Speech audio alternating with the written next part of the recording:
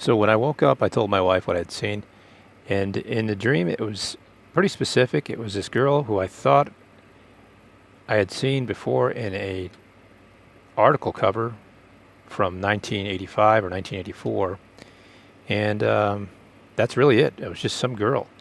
And immediately when I woke up, I thought, oh, it's probably that one story. And it's been quite a few years. It looks like it's been 4 years since it was covered again.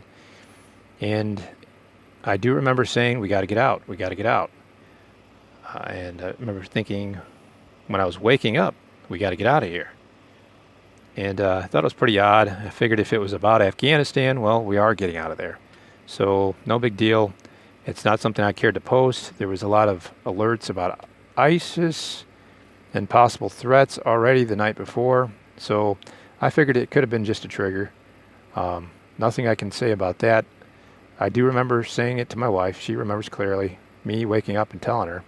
And so we turned the YouTube channel on, had some coffee, and watched a couple videos about this girl that was in this story from '85 and her journey. Throughout the changing political landscape of Afghanistan in the last 50 years, women's rights have been exploited by different groups for political gain, sometimes being improved but often being abused. The group emerged in 1994 after years of conflict. Many of their members were former Mujahideen fighters who had been trained in Pakistan during Afghanistan's civil war in the 80s and 90s. And some information on that. It's pretty interesting.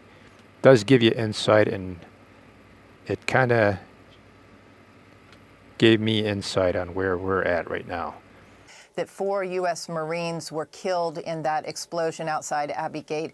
3 U.S. Marines were also wounded in that attack. So 7 service members injured. Get home around 3 o'clock. I was able to catch the breaking news on CNN, and they did show the location, which looked like the ditch where a lot of individuals were knee deep in what they called sewage outside of Kabul airport, and it was a slaughterhouse. And I think the initial reports were 60 Afghans dead.